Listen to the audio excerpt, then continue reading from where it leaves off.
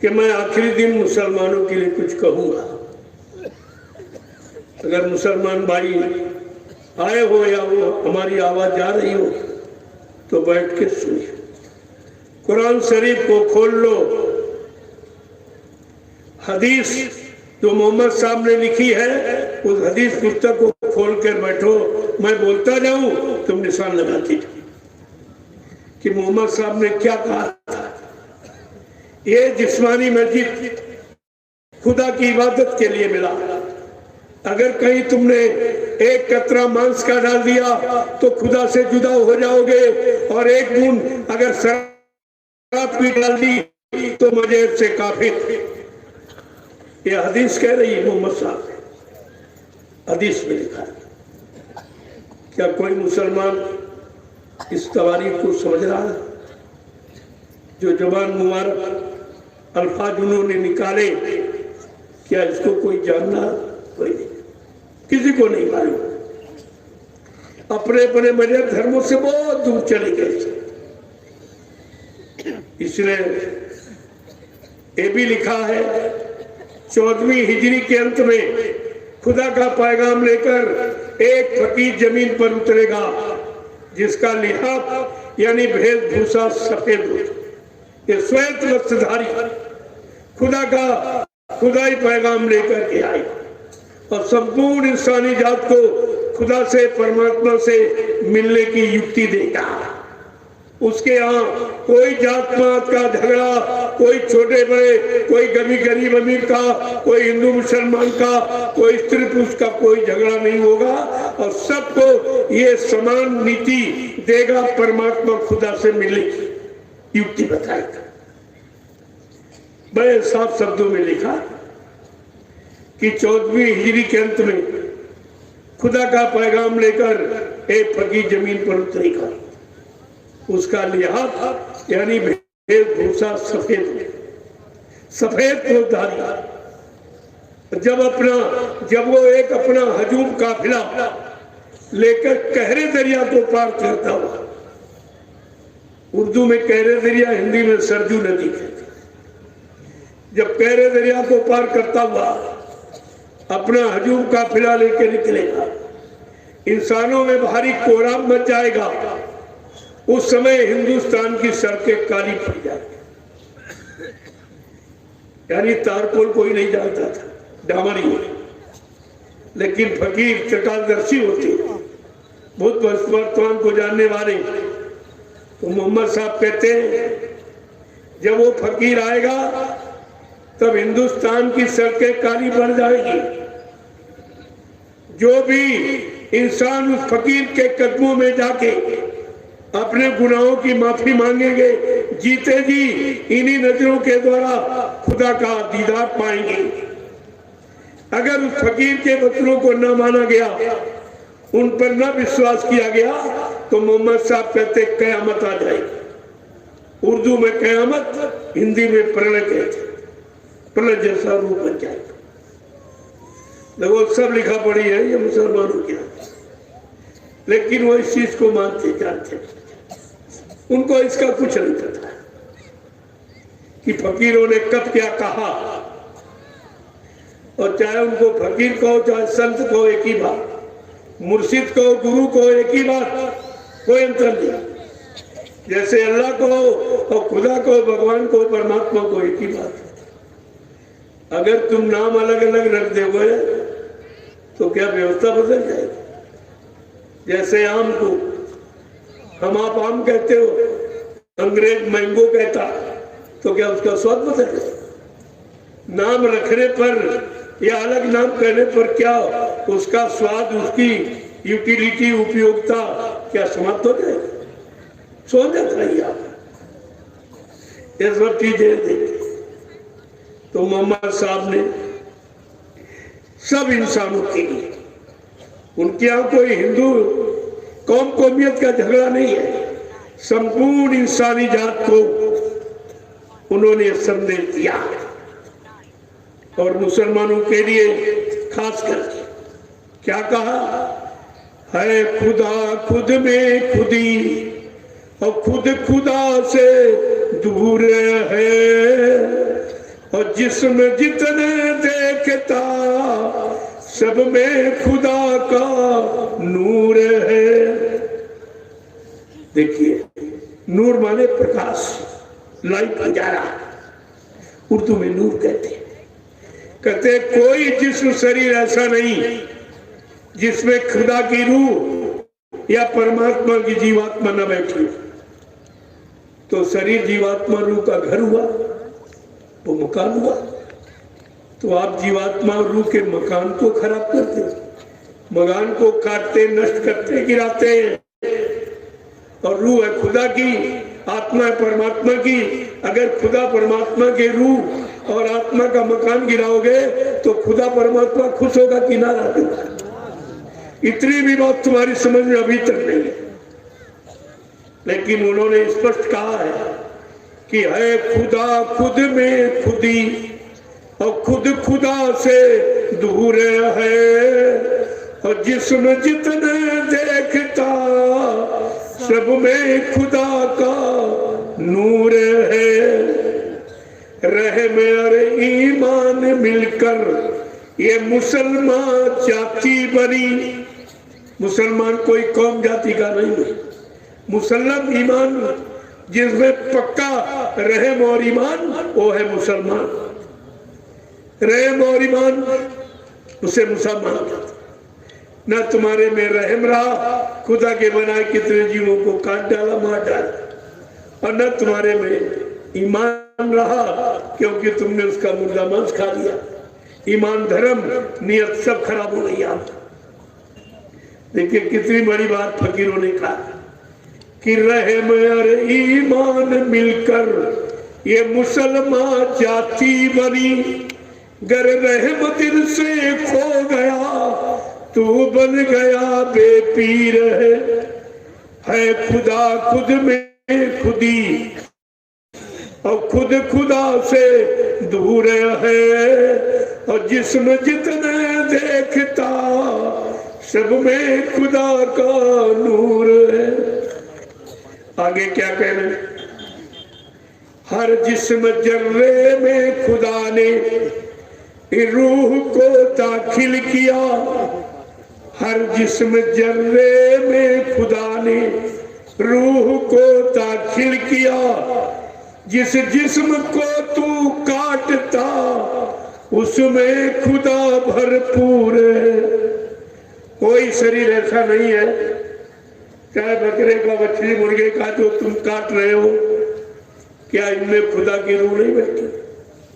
क्या इसमें परमात्मा की जीवात्मा नहीं बैठी? कहा सब शरीरों में खुदा ने अपनी रूह को बैठाड़ा, परमात्मा ने आत्मा को। अगर रूह आत्मा को निकाल लो, वही शरीर मुर्दा हो जाए, वो शरीर मुर्दा हो जाएगा। परमात्मा की जीवात्मा और खुदा की रूह अगर निकाल दो शरीर से तो सब शरीर मुर्दा हो जाएगा। चाहे पशु का हो, चाहे पक्षी का, कीड़े मकोड़ा, कोई सब। देखो कितनी बड़ी चीज है, उसका कैसे इशारा करते हैं समझाने की। हर जिस्म जर्रे में खुदा ने रूह को दाखिल किया। जिस जिस्म को तू काटता उसमें खुदा भरपूर है खुदा खुद में खुदी और खुद खुदा से दूर है।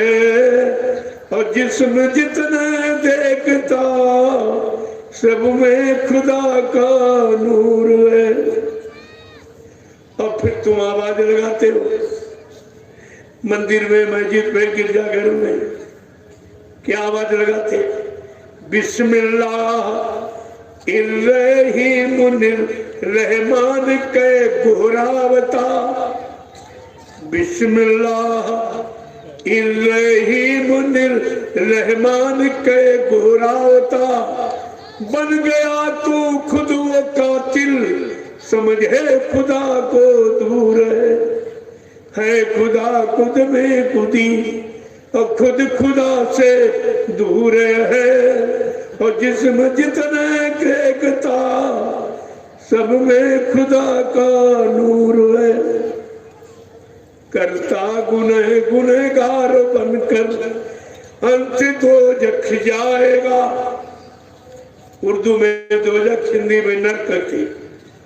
जो ये गुनाह पाप कर रहा है, ये हिंसा और हत्या, इसके कारण तुझे एक दिन दोजख नरक में जाना पड़ेगा।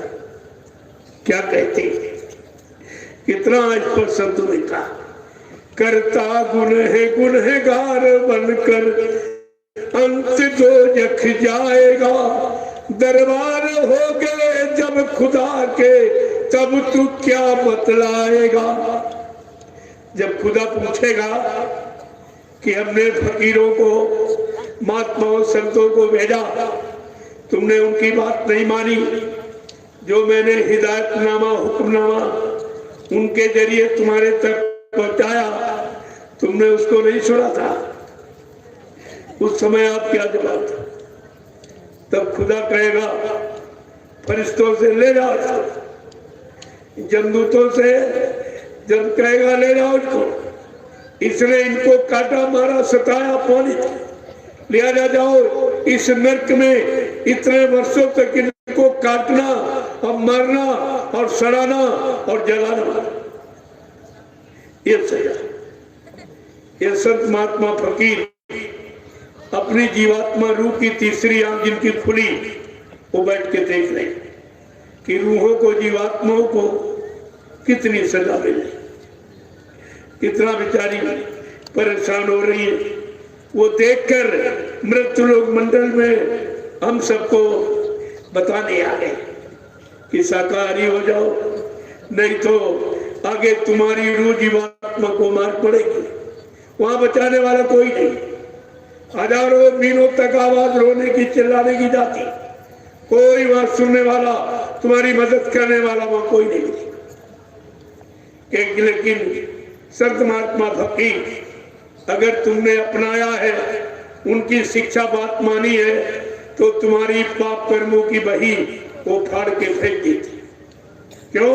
उन्होंने जो शिक्षा दी, उस शिक्षा को मानकर और तुमने सब कर लिया, पाक साफ हो गए, निर्मल पवित्र हो गए, फिर वहां तुम्हारे पर कोई सजा नहीं।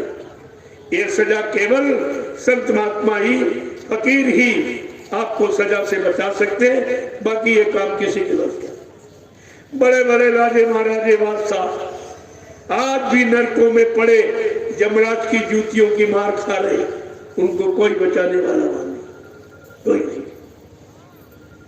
इसलिए बार बार आपसे आरजू मिन्नत करते कि करता गुनह गुनहगार बनकर अंत तो जख जाएगा।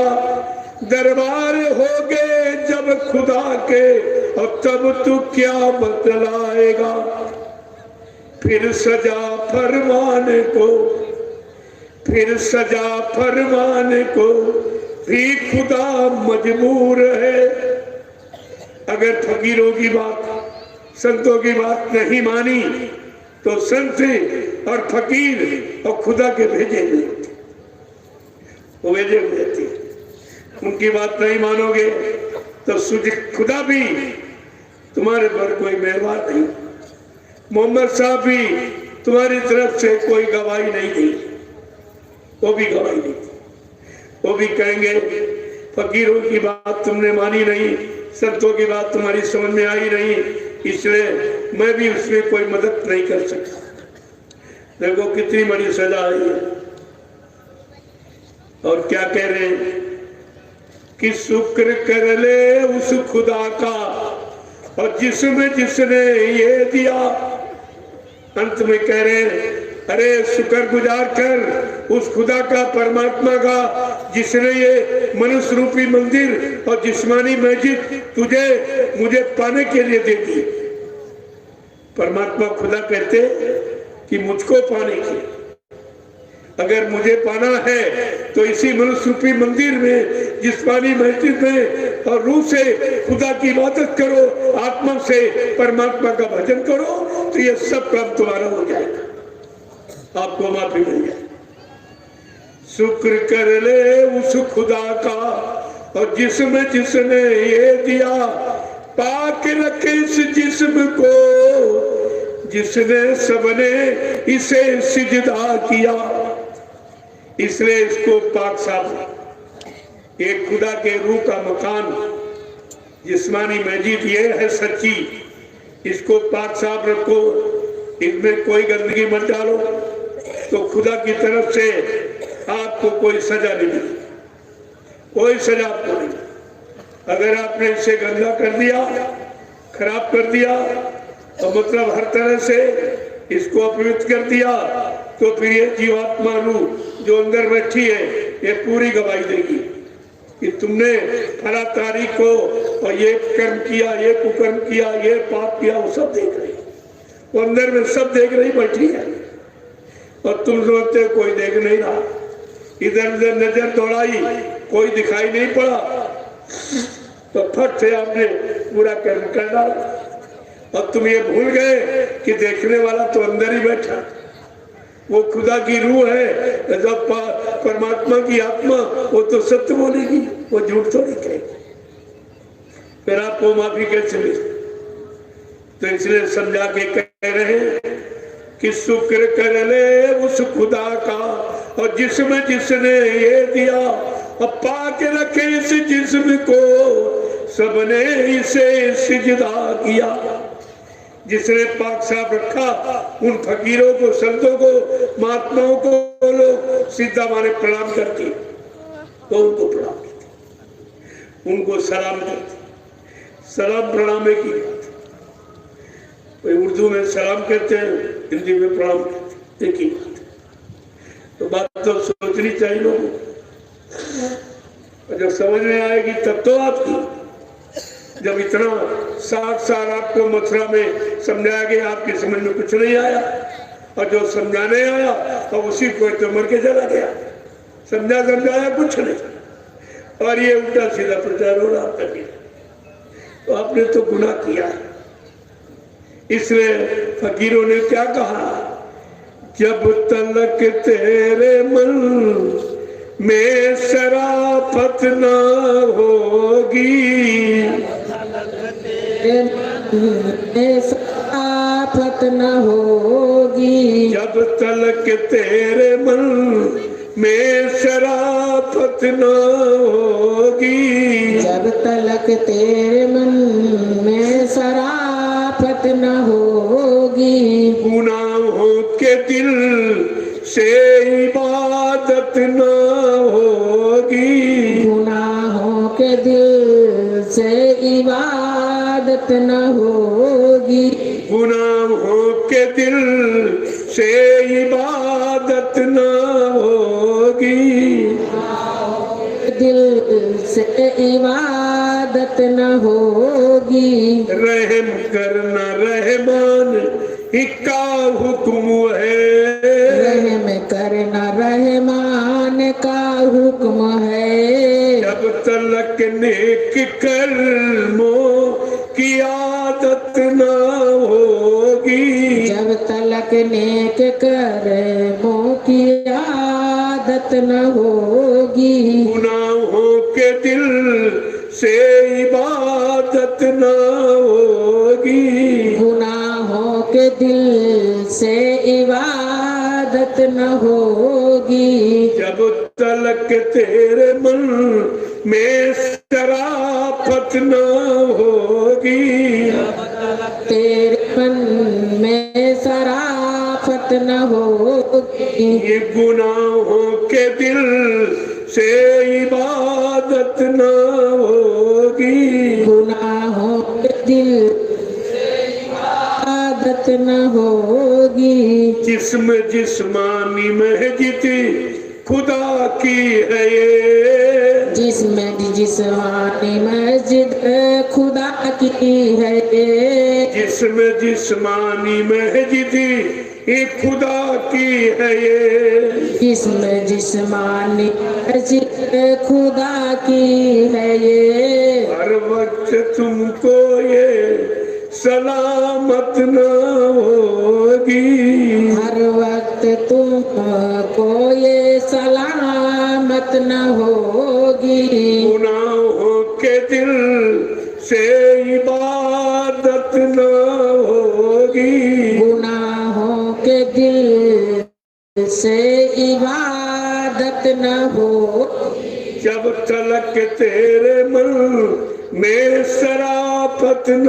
होगी, जब तलक तेरे मन में शराफत न हो, गुनाहों के दिल से इबादत न होगी, गुनाहों के दिल से इबादत न होगी। जय गुरुदेव। जय गुरुदेव। प्रेमियों, फकीरों, महात्माओं, संतों ने सब दी, उनका एक ही संदेश होता, एक ही पैगाम। वो भाषा में अलग अलग कह लेते हो, लेकिन उसका अर्थ एक ही होता। उनका लक्ष्य निशाना एक ही, वो दूसरा नहीं होता। लेकिन आपने कभी इसको माना नहीं। जब वो बताने के लिए आए तो आपने उनको पहचाना नहीं। फकीरों ने क्या कहा? आए हैं लेके पैगाम खुदा का ये, इन फकीरों को कोई पहचाना नहीं, दे रहे हैं नसीहत ये हकीकत किए, और जिनको मुर्शिद बिना कोई माना नहीं। आए हैं लेके पैगाम खुदा का ये, इन फकीरों को कोई पहचाना नहीं, दे रहे हैं नसीहत और हकीकत किए, जिसको मुर्शिद बिना कोई माना नहीं। जिसमें जिस्मानी मस्जिद खुदा की है ये, रूह से कर इबादत सुबह शाम तू, जिस्म जिस्मानी मस्जिद खुदा की है ये, रूह से कर इबादत सुबह शाम तू। रहम करना ये रहमान का हुक्म है, रहम करना ये रहमान का हुक्म है, बिना इसके खुदा दर्श पाना नहीं। रहम करना ये रहमान का हुक्म है, बिना इसके खुदा दर्श पाना नहीं। आए हैं लेके पैगाम खुदा का ये, इन फकीरों को कोई पहचाना नहीं। देखो कितनी बड़ी बात। जब जब आए खुदा का पैगाम लेकर, तुमने उनको पहचाना नहीं। किसी ने हिंदू कह दिया, किसी ने मुसलमान, किसी ने सिख ईसाई कह दिया। ये मतभेद तुमने बनाया। वो तो खुदा का पैगाम, परमात्मा का संदेश लेके आए, सच्चे गुरु का नियम सिद्धांत बताने, लेकिन आपने उनकी बातें नहीं मानी, सुना ही नहीं। आप सुना तो उस पर आपने कोई विचार नहीं किया। समझा के क्या कह रहे कि अगर सब लोग जान जाओ, समझ जाओ, तो फिर आपका तो भला ही भला है। लेकिन जब सुनोगे और समझोगे, चेतोगे, जागोगे और अपनाओगे, तभी तो कोई लाभ मिलेगा। सुनने से कोई लाभ नहीं मिलेगा बिना किए। कैसा कह रहे हैं, समझा के कह। इसलिए महात्मा जब फकीर जब आपको ऐसा करते देखते हैं तो उनको बड़ा रोना आता है। वो देखते हैं कि ये कर तो रहा, इसको नहीं मालूम ये जीवात्मा रूप कितने दोजख नरकों में जाएगी, कितने कष्ट उठाएगी, कैसे बेचारी रोएगी, चिल्लाएगी, उसकी कोई सुनने वाला नहीं।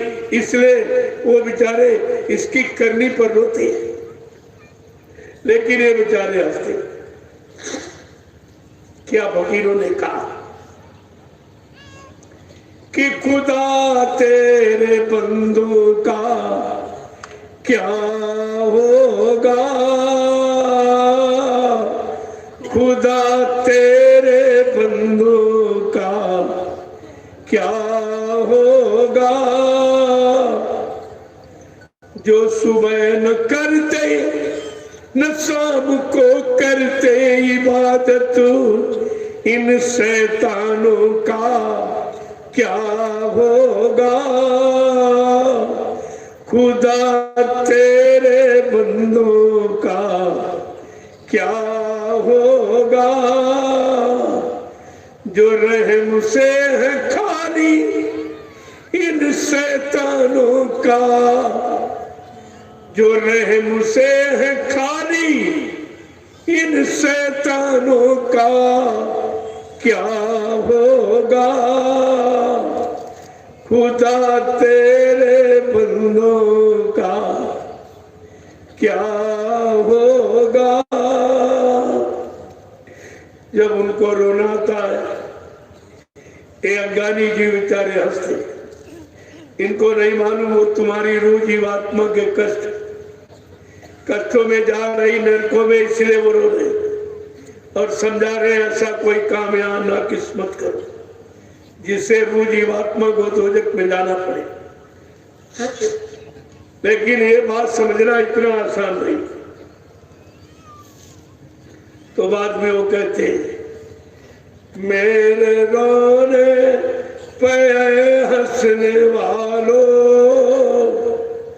मेरे रोने पे हंसने वालों, तूने ये राज समझा नहीं है। मेरे रोने पे हंसने वालों, तुमने ये राज समझा नहीं है। कोई तौबा ही तड़पा रही है, कोई तौबा ही तड़पा रही है। आदमी खुद तड़पता नहीं है, कोई तौबा ही तड़पा रही है। आदमी खुद तड़पता नहीं है। मेरे रोने पे हंसने वालों, तुमने ये राज समझा नहीं है।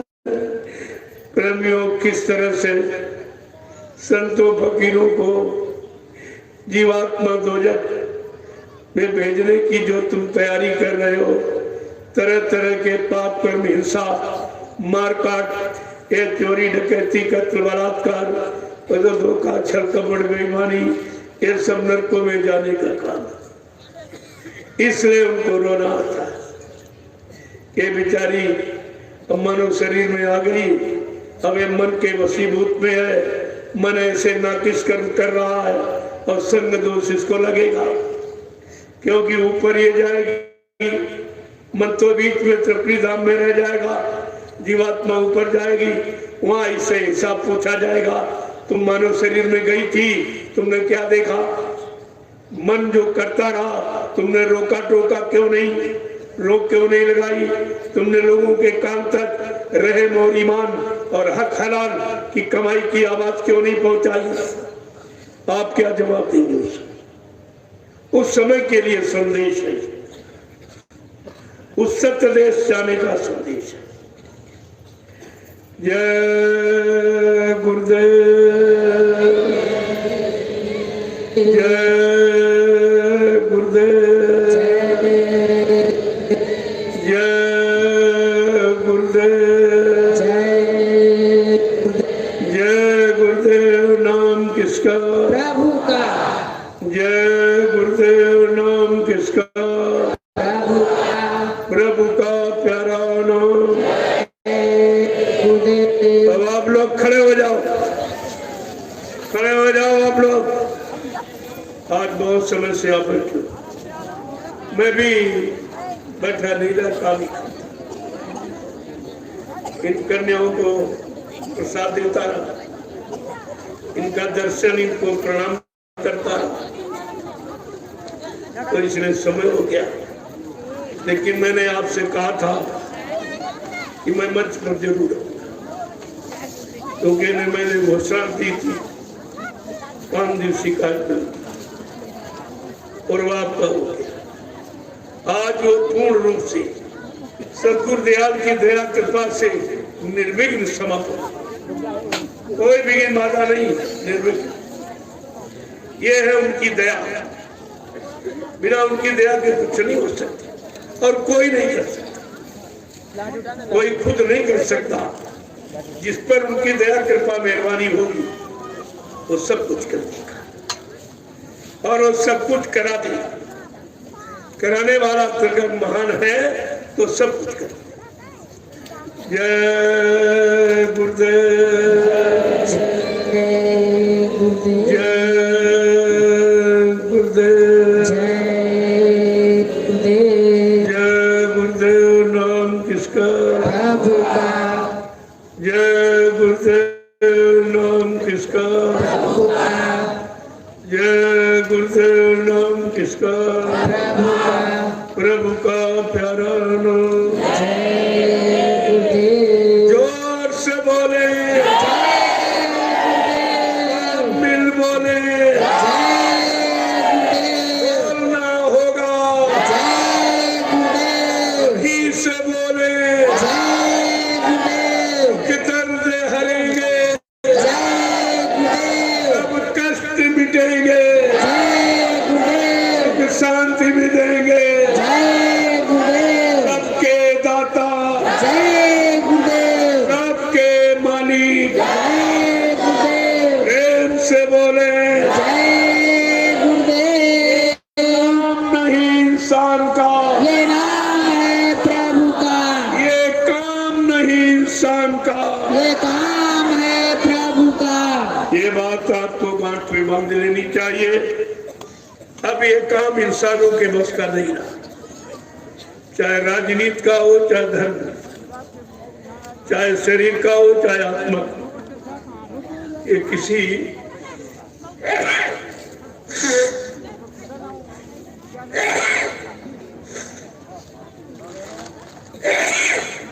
एक इंसान के बस का नहीं है। देखो आज के कार्यक्रम को पूर्ण विराम दे रहे। कहने बोलने में कोई त्रुटि गलती हो गई हो तो आप लोग छोटा समझकर हमें हमेशा क्षमा करते रहेंगे।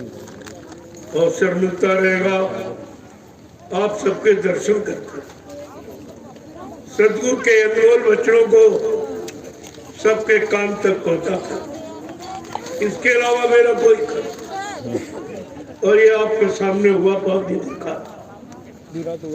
प्रेमियों ने बड़ी मेहनत कार्यक्रम को सुंदर बनाने के लिए इनकी मेहनत अवर्णीय है, झंडा जमा कर दो, कोई वर्णन नहीं कर सकता। जमा करना है। ऐसा भव्य मंच कभी बना नहीं है, ये पहली बार। ये इनका प्रेम, इनकी आस्था गुरु के प्रति और विचारों की दृढ़ता, उसी का एक परिचय है जो महीनों लगकर इस कार्यक्रम की तैयारी और आप सबके लिए तो इनकी तो गुरु भक्ति सफल। यही गुरु भक्ति के लक्षण होते कि सत्संग करे, कराए और लोगों को के कान तक आवाज पहुंचाए।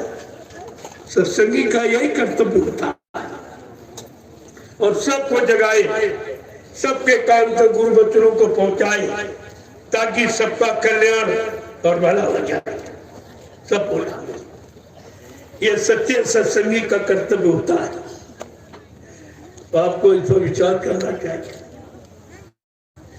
इतनी अच्छी सुंदर व्यवस्था की है कि सारा ये समाज एकदम प्रफुल्लित है, देखकर बड़ा खुश है कि इनके प्रति अपने गुरु के लिए कितना स्थान है, कितनी जगह है, इनपे कितनी परिपक्वता, कितनी दृढ़ता, मजबूती इनके विचारों में।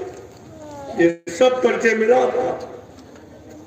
आज ये सद्गुरुदयाल की कृपा से निर्विघ्न समापन हुआ। अब आगे काफिले की तैयारियां होगी, लोगों को भी आगे जानकारी दी जाए। ये बिहार के लिए समय निकाला, अभी एक डेढ़ दिन तो झारखंड में होगा, उधर हजारीबाग के करीब, इसके बाद बिहार का पूरा दौरा 2 महीने और 1 सप्ताह नेपाल को दिया गया। मकर संक्रांति का कार्यक्रम नेपाल मधुबनी में, वहां के लोगों को अवसर मिल जाए, उनको भी जानकारी मिल जाए। और ये जानकारी जो हुई है ये अनोखी, कहीं आपको सुनने को नहीं मिलेगा। जो आपने 5 दिन में सुना है वो कहीं सुनने को नहीं मिलेगा। इसलिए आपसे कहा अपनी अपनी मोबाइल में इसको भर दो। यहाँ फ्री लोडिंग होती, कोई पैसा नहीं दिया, ये यहाँ भरा लो और तुम सुनो, परिवार को और प्रेमियों तक इसकी आवाज पहुंचा। ये तुम्हारा परम कर्तव्य है। अगर ये आवाज को सुनकर एक प्रेमी शंका खत्म हो जाती है और सही सच्चे रास्ते पर आके खड़ा हो जाएगा तो तुमको 1 लाख यज्ञों के समान फल मिलेगा। इतना बड़ा लाभ है इससे। ये लाभ आप घर बैठे कर सकते मोबाइल के द्वारा। तो सब लोग इसको जब सत्संग हुआ करे अपना अपना मोबाइल खोलिए, फिर इसको सुनिए, समझिए और लोगों तक आवाज पहुंचाइए ताकि सबका कल्याण हो, सबका भला। मेरा संदेश कोई अपने लिए नहीं, मैं अपने लिए तो कुछ कहता ही नहीं, ना अपने लिए आपसे कुछ मांगता हूं, क्योंकि हमको उसकी जरूरत नहीं। हमको तो वो काम करना है जिसमें सबका भला और सबका हित, सारी मानव समाज का, सारे विश्व का कल्याण हो। ये ऐसी युक्ति है क्योंकि परिवर्तन हमेशा भारतवर्ष से होता है, हिंदुस्तान से। बदली हिंदुस्तान तो बदल जाए दुनिया, परिवर्तन हिंदुस्तान से। और हिंदुस्तान का परिवर्तन उत्तर प्रदेश से, उत्तराखंड जो ऋषि मुनियों की भूमि है, ये तपस्वियों की भूमि है उत्तराखंड। अगर उत्तर प्रदेश बदल जाए तो हिंदुस्तान बदल जाएगा, और हिंदुस्तान बदलेगा तो सारा विश्व बदल जाएगा। आपको ये चीज सोचनी चाहिए।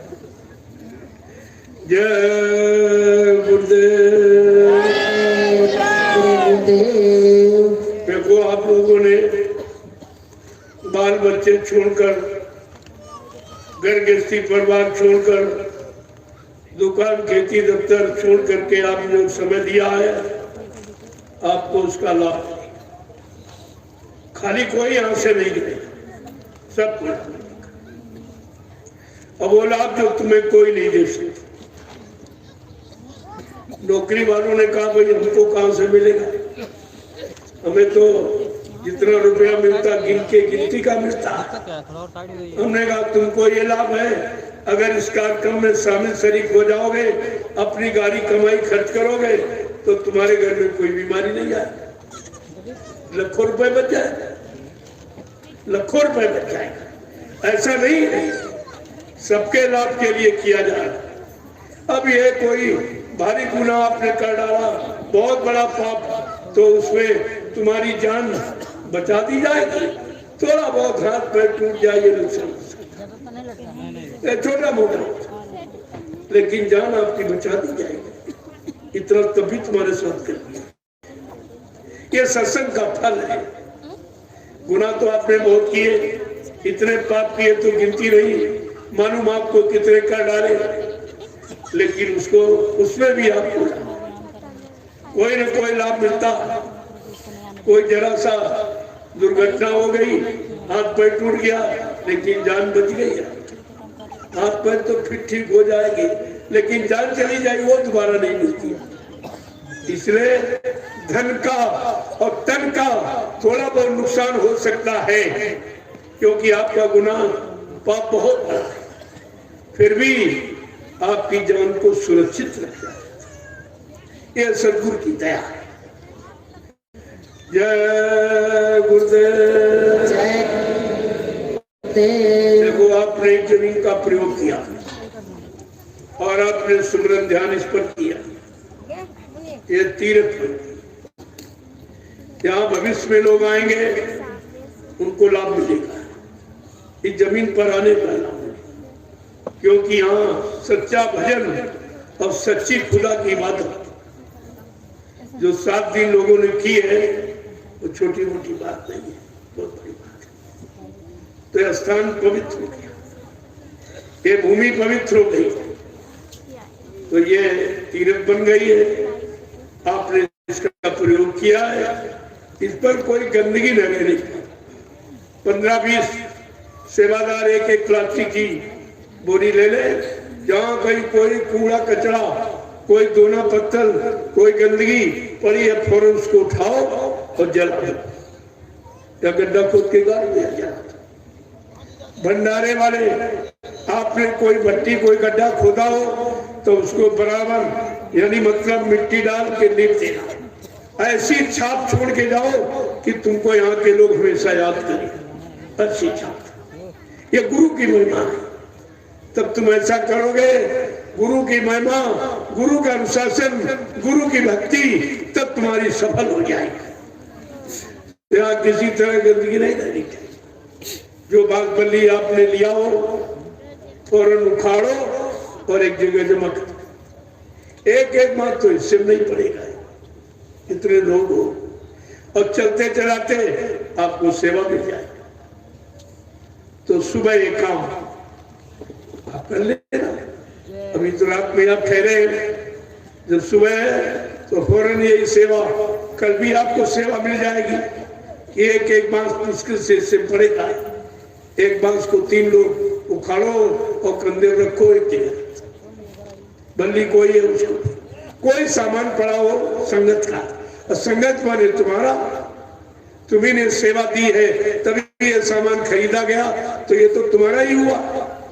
अब अपने सामान को आप भूल जाते हो, लापरवाही करते हो, तो इस पर आपको विचार करना चाहिए।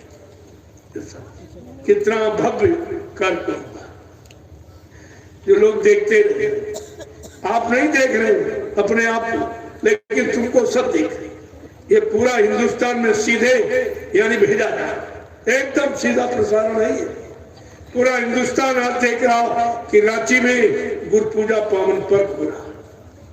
इतना विशाल, इतना जनमानस इकट्ठा हुआ और इतनी शांति, सबसे बड़ी बात इतनी शांति, और हर व्यक्ति अनुशासन में एक आवाज करने पर खड़ा हो जाता, एक आवाज करने पर बैठ जाता।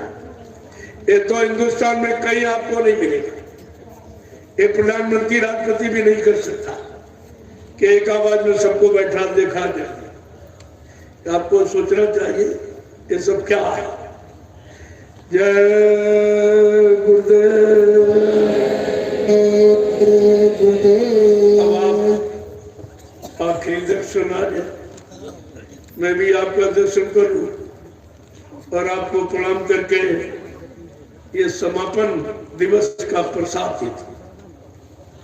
ये प्रसाद आपका बहुत काम है। वो जो गुरु पूजा की है उस प्रसाद को बहुत सुरक्षित रखना। वो हीरे जवाहरात से बढ़ के है, 2 महापुरुषों की दया का है प्रसाद। इमरजेंसी में प्रयोग करना, उसको बहुत संभाल के रखना। इसमें और मिला के रख लेना, कोई परेशानी मुसीबत आवे, कहीं कोई तुम्हारी मदद सहयोग न करे और सब जवाब दे दे कि ये नहीं है सर, तब तुम इसका प्रयोग करना। 10 बार जय गुरुदेव नाम प्रभु का देखिए।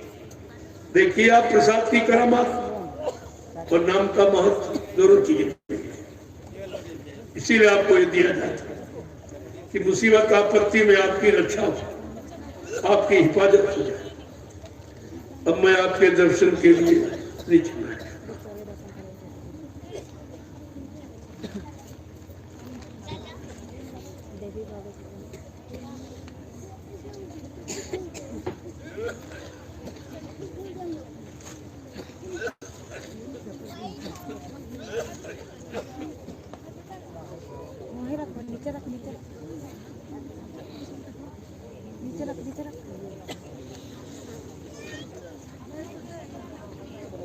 ऐसा नहीं निकाल निकाल